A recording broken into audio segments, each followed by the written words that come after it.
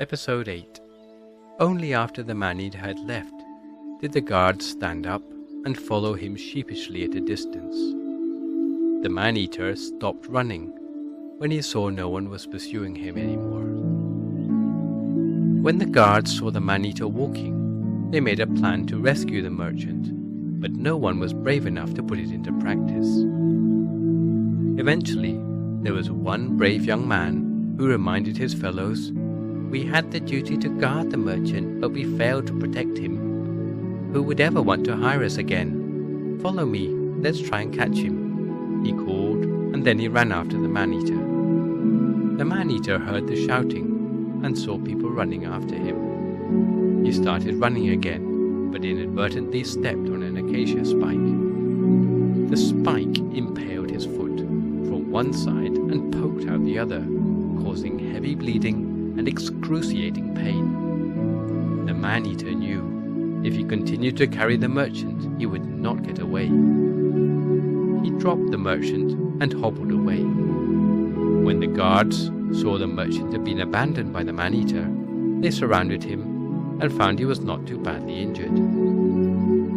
They agreed that there was no use pursuing the man-eater further now that they had got their merchant back. They restored the merchant to his caravan, and meanwhile, the man-eater struggled to escape deeper into the forest. The man-eater lay down weakly under the banyan tree. Shortly, he felt better, and the bleeding stopped. "By the power of the deities dwelling in this tree, if my wound can be healed in 7 days, I will bathe the trunk of this tree with blood from the throat of the kings of every one of the 101 cities in India.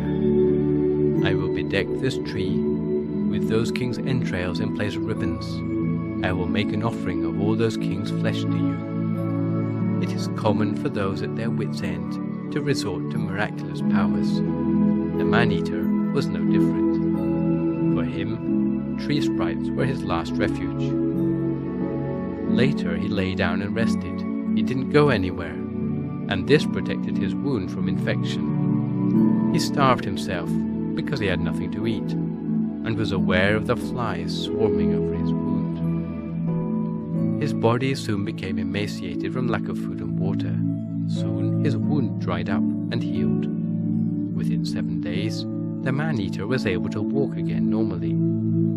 He thought his wound had healed because of the power of the deities of the banyan tree, although the truth is, it healed because he rested, had no infection, and the wound dried up from lack of food and water. After he could walk normally again, he started hunting. His body became stronger after eating a few people, and now he remembered his vow to bring 101 kings as a sacrifice to the banyan deity. At that time there was an ogre, or Jātaka as it's called in Buddhism, who was hunting in the area. He knew the man-eater ate human flesh like him. They conversed and they struck up a friendship. Since the man-eater had himself been an ogre for many lifetimes, he confided his predicament to the ogre and revealed his intention to capture kings from 101 cities for a sacrifice to the banyan tree deity. To help him, the ogre taught the man-eater a magic spell, which would give him the power to run as fast as the wind. Under the power of the spell, the man-eater felt as dangerous as a tiger with wings and as strong as an elephant. Under the influence of the spell, when he ran, he never felt tired. Knowledge can be a dangerous thing in the hands of a fool. The same knowledge, which a wise man could use to great benefit, can make a fool even more dangerous. Not to speak of knowledge of the black arts. Equipped with that special spell, the man-eater became more aggressive and ambitious. He mastered the spell to the point that he no longer feared even a legion of soldiers. Now to capture 101 kings was starting to look